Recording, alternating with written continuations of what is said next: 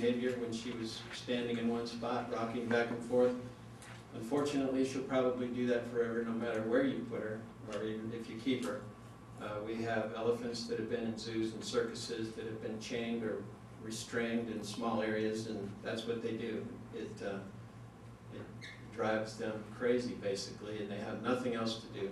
It's, as far as I know, and Joyce can tell you better, they don't do that in the wild. They don't stand in one spot and rock back and forth.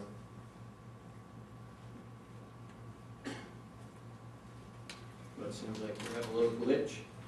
But I want to just say that Dean Treichel from the zoo came down to our place for a conference in the spring. We had great conversations. I showed him every inch of our place. I showed him all of our elephants. We had a good visit, and you know, actually we have a lot in common. We have a lot of the same problems. We have, when you care for animals, even if you don't agree with somebody, you have a lot of the same problems that you can discuss. These are the Africans. That's my shaky camera work. That's Mara from the San Jose Zoo. She was a cull elephant in Africa. These are two of the old Asian elephants sleeping on the side of a hill, which is actually, when we built our place, we said, we'll know we did a good job when the elephants are asleep on the side of the hill. And that was Wanda and Gypsy, who had been in the circus for 20 years ago, and they were separated, and we brought them back together. And I don't know if there's sound on that. There we go. I think at some point you can hear me.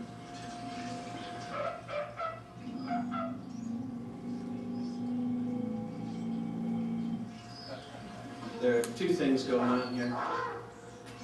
They're seeing each other for one of the first times in 20 years. And there's also a turkey, a wild turkey, who's threatening their safety. So Wanda goes to, and she's afraid of the turkey. She's not afraid anymore. This is right after she arrived, but Wanda's 51 years old. She's from the Detroit Zoo. She had major foot problems, a lot of arthritis. When she actually moved to our place, they had a sling in the trailer in case she fell down. We had the same thing with Maggie. You know, that's Annie from the Milwaukee Zoo. We've had her 15 years. She actually sleeps in the pond. People call us on the webcam and say there's a dead elephant in your pond. She'll sleep 4 or 5 hours in the evening. And they can come into the barn if they want, but if she wants to stay out, there's not a thing you can do. So anyway, that's a little bit about our place, and I have another. I think at one time Wanda in the zoo was parked next to the sea lions. That's a pretty unusual sound that she makes there.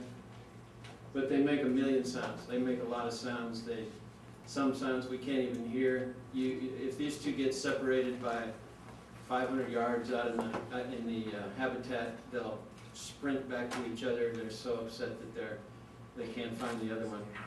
So you could stop that one. And just real quick, we'll put in the move of Maggie. A lot of people in town, flying in everywhere, have asked how you would move Lucy if she was healthy enough to move. And Maggie was probably one of the most complex moves in the history of moving elephants. Move an adult African elephant who's aggressive from Alaska down to San Andreas. Luckily, we got it finished right before it started to snow up there. But it involved a lot of cranes, a lot of training. I think Maggie right now, if she stays, if she goes, whatever they decide to do, they could get a container out there and get her conditioned to going inside, outside, in the container, out of the container. You know, make sure that she didn't get too excited, see how she does, and make it a slow training process.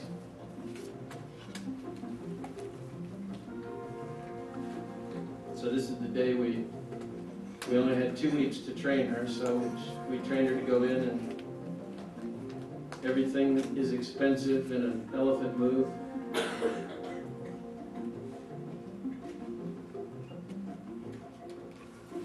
This was a little different because we not only had to truck her twice, we had to fly her in a U.S. Air Force C-17 cargo plane.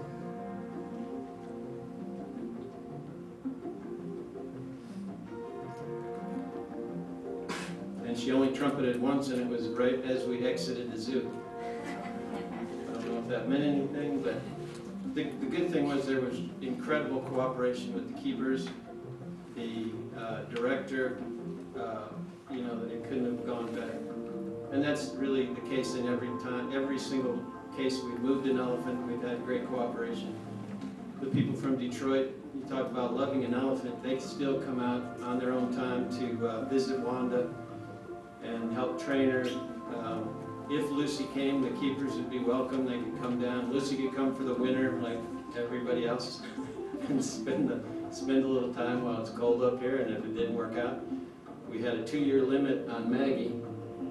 If we had it in writing that if it didn't work out, the Alaska Zoo could do whatever they wanted with her, take her somewhere else or do anything. But within a couple of months, she was inside with the rest of the herd.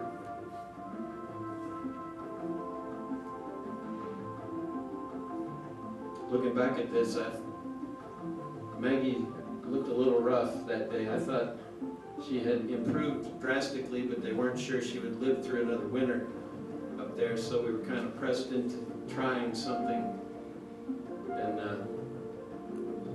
she had been down, and she has scars on the side of her head, on her shoulders, on her hips, and her elbows that almost went all the way to the bone in some cases, that have cleared up since she got down there. She's gained a lot of muscle. She goes up and down the hills. She was pretty frail right here. It's kind of scary even looking at this. But she made the trip well. She ate and drank all the way down. She didn't get upset. And the first thing she did was charge our elephants, the other elephants there, with a mock charge, just to let them know that, I mean, she remembered exactly how to socialize with elephants, and she hadn't seen an African elephant in 25 years.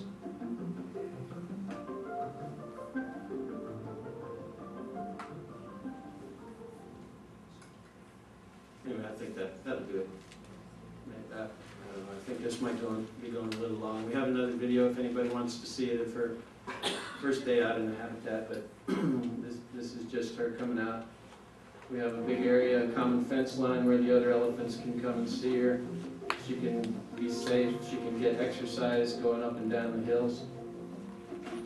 She can sort of experience what it's going to be like, and we kept her, just because she was so frail, away from the other elephants for about 2 months before she was physically fit enough to get in with them. So we spend a lot of time, we have a lot of concern, and you know, we usually only oppose circuses, but this one is turning into a circus, so that's why we're here. Okay, thank you.